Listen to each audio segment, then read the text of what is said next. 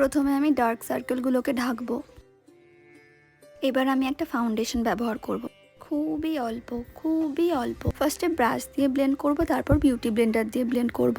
তাহলে না ফিনিশিংটা অনেক ভালো আসে, স্মুথ লাগে দেখতে। ভেজা বিউটি ব্লেন্ডার দিয়ে এবার ব্লেন্ড করব। আমি যদি আগেই ডাইরেক্ট বিউটি ব্লেন্ডার দিয়ে ব্লেন্ড করতাম না, প্রোডাক্ট অনেকটা খেয়ে ফেলতো, সেভাবে কভারেজ দিত না। খুব বেশি পাউডার দেব না। স্মাইল, আইব্রোটাকে ফিল করব, ড্রামাটিক যাতে না লাগে।